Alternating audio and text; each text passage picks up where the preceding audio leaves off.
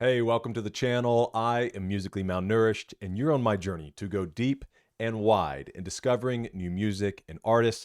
Today, we are beginning a new journey into 21 Pilots.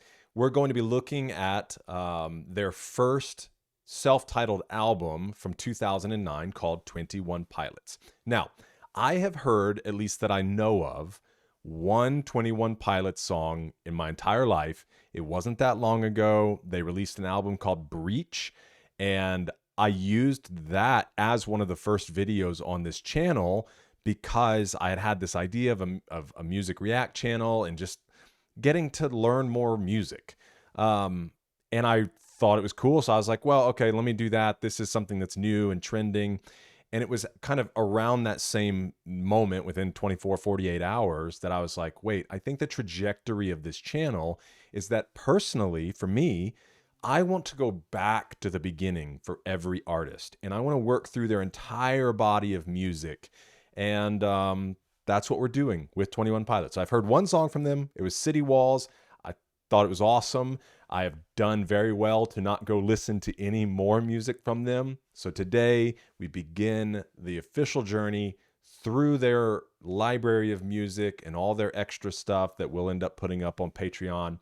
I know there's a lot of lore with this band, and I appreciate your patience for this first video as we're kind of getting this journey rolling. We'll jump into the song in just a moment and then a dive into the lyrics.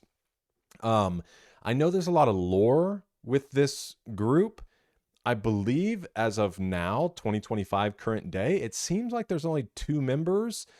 I've heard some things about like ties between their songs and their albums and that they have this kind of story. I believe that their fans are called the Clique, or you're part of the Clique.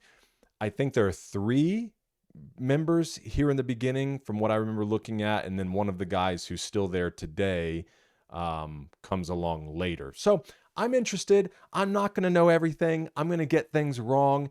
But part of that is I love having conversation with you. So let's interact in the comments. Let me know through this journey things that I missed, things that I should check out. Let's try not to spoil anything, but let's make it a rich journey together. Whether you are discovering 21 Pilots for the first time like me, rediscovering them, or you are a diehard fan or part of the Clique, I'm glad to have you here. So let's go ahead and hop into track number 1, Implicit Demand for Proof.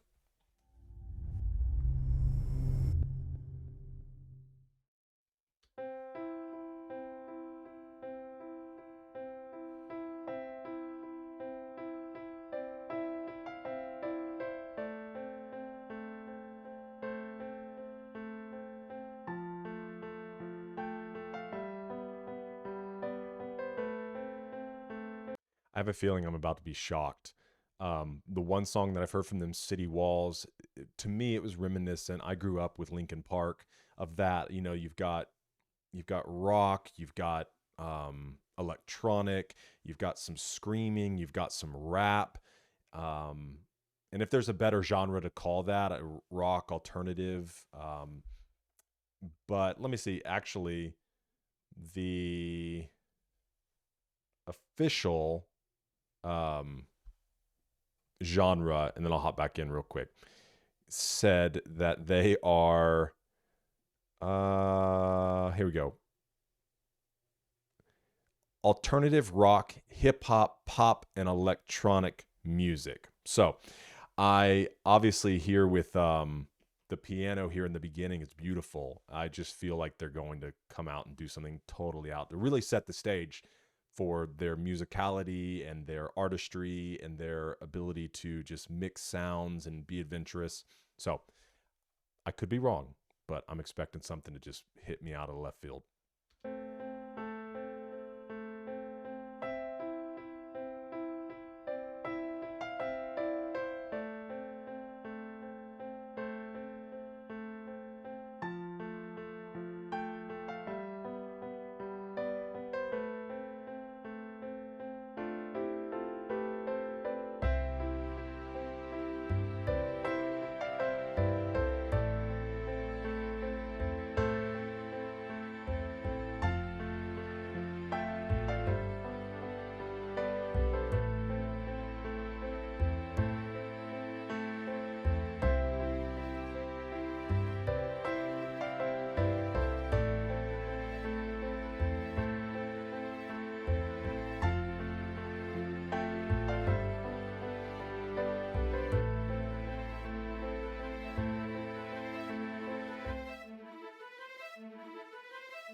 Here it comes.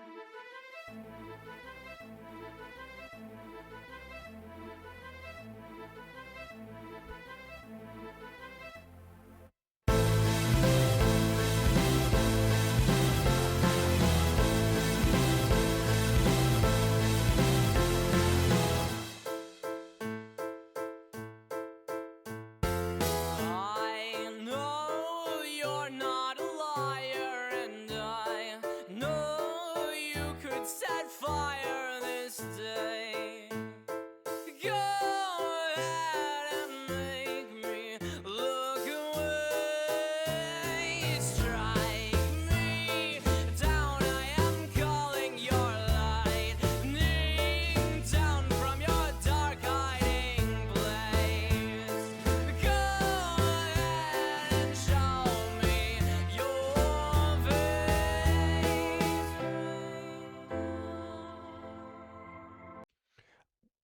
Who is the lead singer here?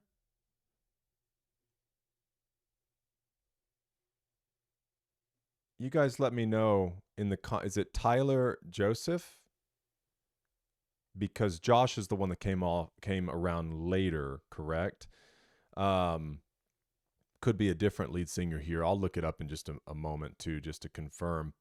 Um it's interesting because obviously 2009, the journey from then to 2025, and obviously these guys are not like, they're not noobs. They know what they're doing. Um, but hearing the vocals in 2009, as raw as they are, they're so good. You can hear this like almost operatic range.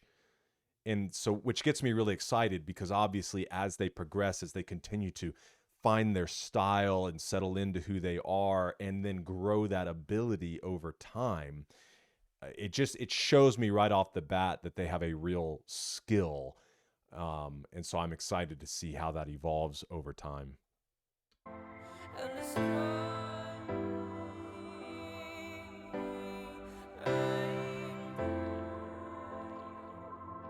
and the sky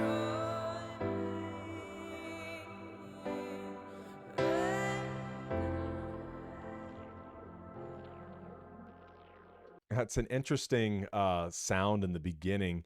It's almost like the cover art here, which is really neat. It looks kind of like a light bulb above the head. I don't know if he's been injured. It looks like he's been injured, but it almost just more so looks like somebody laying down, having an idea, or maybe they've been hit in the head with an idea. It's crashed through the lamp, possibly. But then what's oozing out is just this creativity, is kind of what it looks like. But the sound, if you can hear it, I don't know if they're going to keep doing it for long. There's almost this like, here's your ASMR for the day. This almost like oozing sound. I don't know if it's meant to have any connection to that, but try to listen out for it if they keep utilizing it.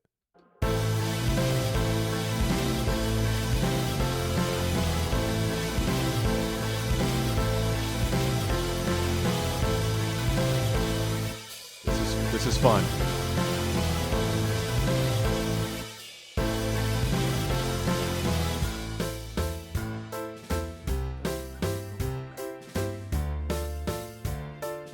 Again, reminds me of Bo Burnham. I mean no disrespect, I am simply very perplexed by your ways. Why wouldn't you let us use your name? You hear it, that like oozing? Right there.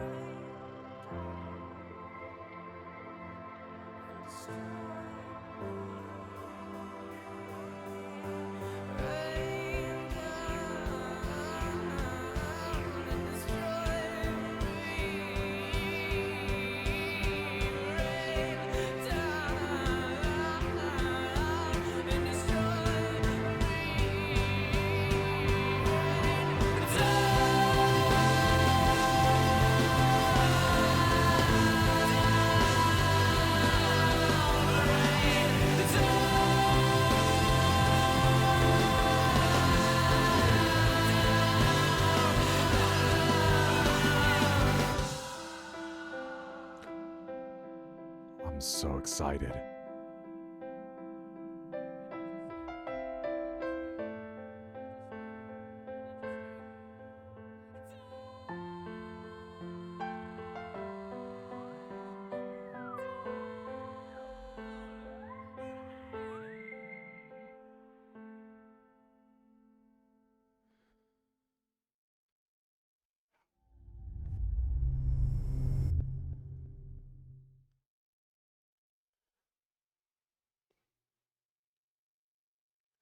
Yeah, baby.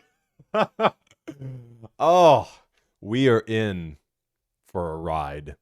And obviously for these guys to still be making music, they've done some things well, done some things right. I'm shedding a little tear. Part of it is just like the song itself. Um, even though I don't fully know what he's talking about, I love the piano and the going back into the soothing. They gave a little taste. I know that they have some screaming ability. And I'm cool with that. I am not a huge fan, although I'm open if you can suggest the right person. I'm not a huge fan of just like nonstop or tons of screaming, like the whole track being screaming. But I do love when it's used artistically in pieces of songs. And they gave it even there at the end. There was kind of this faint sound, faint echo of screaming, which I feel like is kind of a foreshadowing to the album and obviously who they are as a band. But I'm shedding a little tear partly because that part was soothing and beautiful, but also just the excitement of getting to explore these guys. Because again, I listened to the song Breach probably a month ago and have just been thinking about these guys and wanting to listen to more of them. But I was like, if I'm going to listen to more of them, I'm going to do it on the channel. And so now getting the opportunity to dive into their work is very exciting for me. And when I said they sound like Bo Burnham, I did not mean their voice. And if you haven't listened to Bo Burnham's Inside, it's a wild ride. But he has this song. So anytime I hear that dun, dun, dun, dun, dun, dun, almost this carnival type music, it always makes me think of Bo Burnham's Inside. And I don't know, it might be Welcome to the Internet. Welcome to the Internet. That thing. Side note. Okay. So let's hop over to genius.com. If you've been around the channel for any length of time, you've had to be patient with me. At this point in the channel, we've only been deep diving into John Bellion. And on Patreon, Patreon members have voted toward the next deep dive, and that's going to be a band called Lawrence. So when we wrap with John's work, we'll move into Lawrence. But on top of that, I wanted to keep exploring even more artists. So there are a few artists on my own that I wanted to do. So that's why you're getting videos like this. You'll have multiple. So we'll get into Lawrence as we finish up with John's body of work and then some other ones as well. But during that, especially in the album The Human Condition, I started using genius.com. And so I've been learning it better. And there was a song called New York Soul Part 2 that it's a rap type song, has a ton of references in it that went over my head. And even using genius.com, I didn't know this whole annotations thing because I clicked on it once before and I think the link was broken or whatnot. So it just didn't work. So I started ignoring those. But I've come to find out they actually have a wealth of information. So we won't always click on every single one of them, or maybe we will. I don't know. But I want to learn as much as I can. So first and foremost, we're going to go to this, read more, just to kind of get a big about for the song. So it says the first song on their first album, 21 Pilots, Implicit Demand for Proof, begins with a melodic piano piece, which introduces the listener to the musical virtuosity of 21 Pilots. Cool. Got that, felt that, understood that. The track evolves quickly into an angsty piece that details Tyler Joseph's struggle with his religious doubt. Okay, I was kind of picking up on that. Partly that's just because I know that they have some religious beliefs from just things I've heard and seen. A theme the group would continue to explore further throughout their career. Tyler goes as far as to bait God or implicitly demands proof of his existence. He questions his power and his presence, even if it means God strikes Joseph down in the process for his blasphemy. Wow, that's really interesting. Speaking of that for a moment, if you've been a part of the channel at all, you probably know my faith.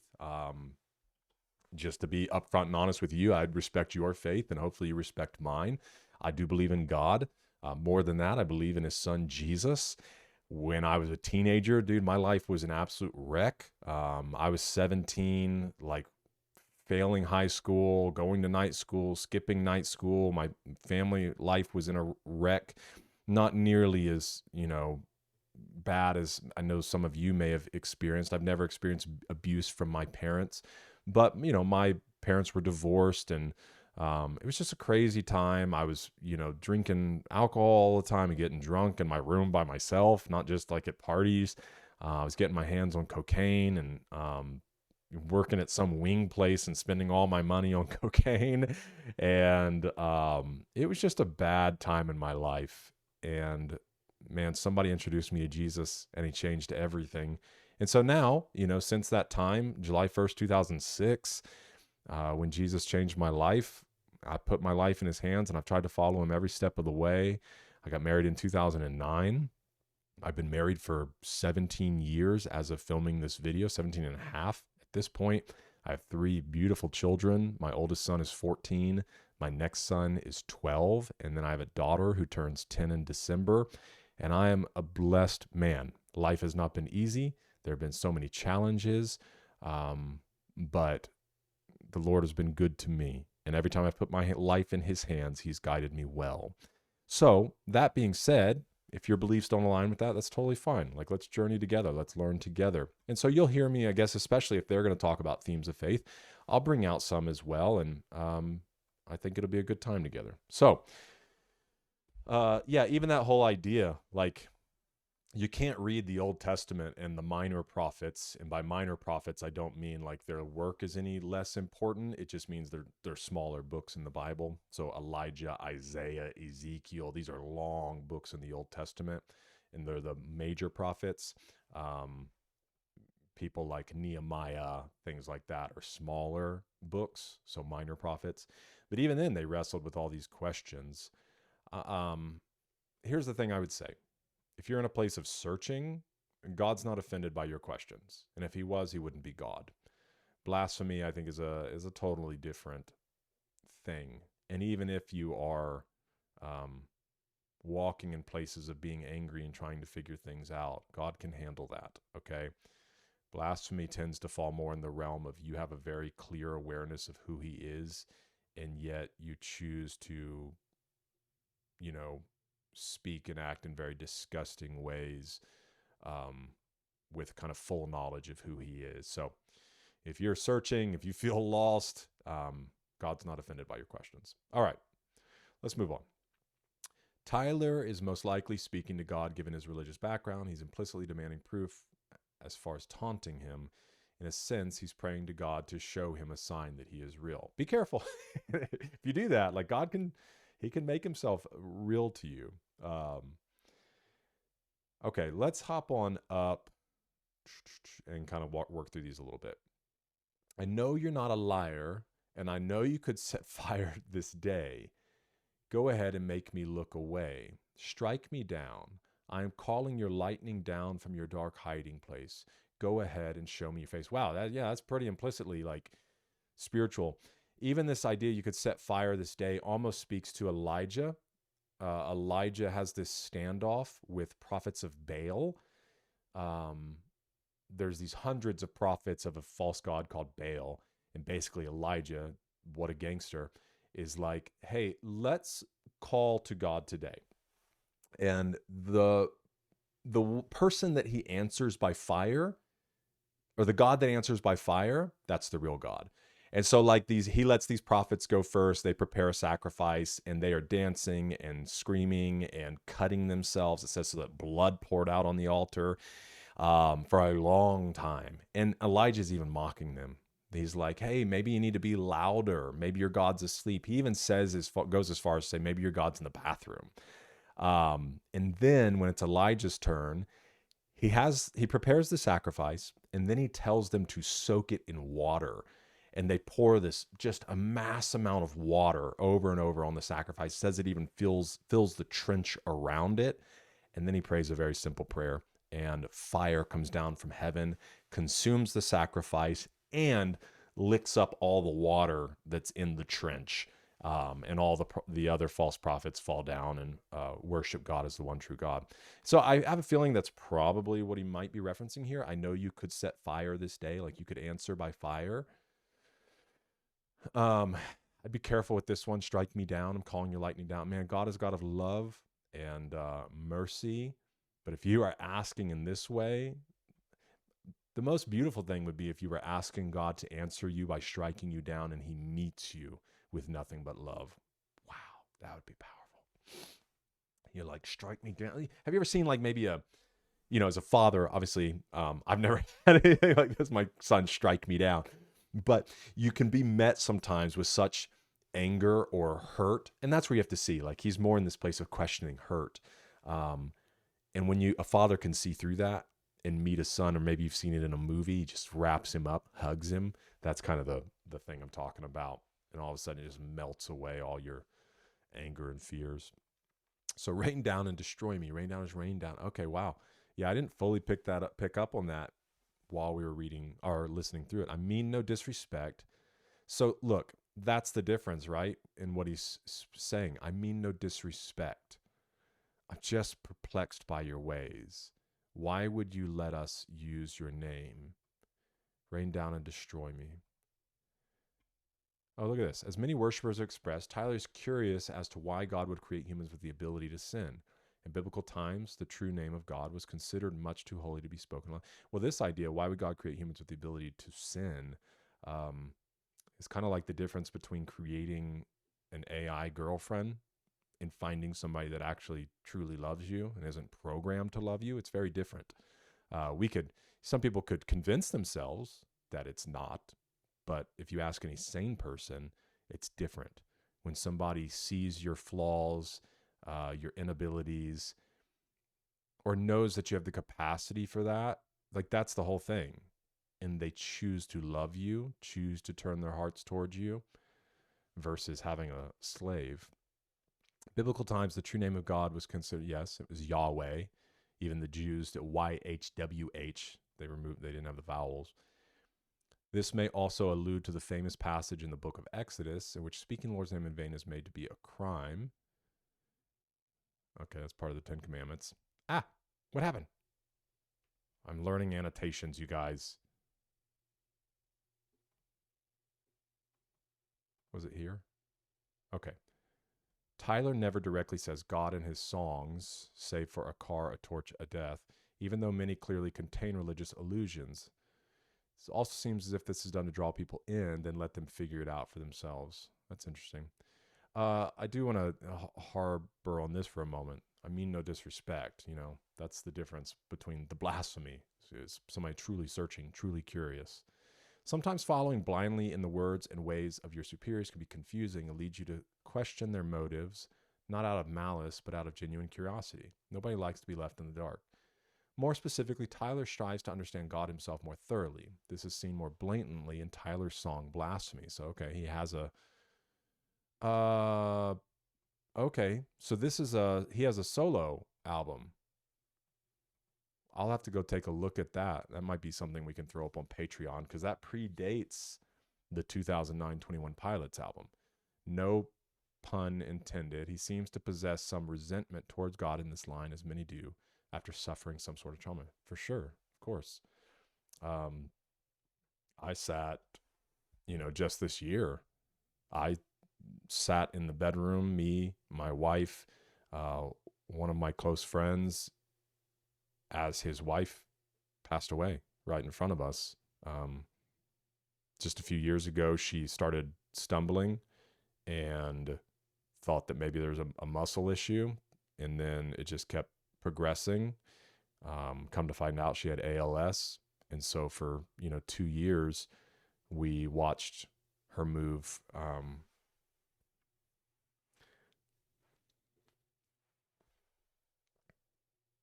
We watched her move from a boot, wearing a boot to walk, to crutches, to a wheelchair, to being, she had to be carried, and then she was bedridden, and then watched her lose her voice and any kind of mobility until we got a call one morning that things just weren't looking good. And we went over there and sat with her and her parents and her husband. And she has kids around my kids' age, and, watched her pass away right in front of our eyes. So, and all along the way, praying and asking God for a miracle and having to accept that that was just the way that it wasn't going to play out. And so, yeah, you can come with big questions, especially in the face of difficulty. He questions his methods, which is not acceptable behavior according to some Christian churches. I don't agree with that. Is common in those who feel hopeless. Yeah. Sorry, I went back to reading this. He questions his methods, which is not acceptable behavior according to some Christian churches. That's true, that some Christian churches believe that. Thankfully, not the ones I've ever been a part of or helped lead. Now, I believe the Bible. I think doctrine and theology are important. I think there is truth, and there's that which is true and that which is false. I think most people respect people who feel deep about their convictions, because then it's real to them. But the way this song is going, I love that idea. Him being very honest, very forward, but also saying, I mean no disrespect, just searching. I think everybody has to be okay going to that point. And like I said when we started this, and then we'll wrap this video up, if God could not handle your questioning, he would not be God. Let's put it at that. Okay. Well, awesome. I'm really excited to keep moving through this band, taking a look at all their work and all the extra stuff that they have. Thank you for joining me for this video. Let's have a conversation in the comments, and let's be respectful to each other, but let's be honest. And I hope to see you in the next one, because we're eating good.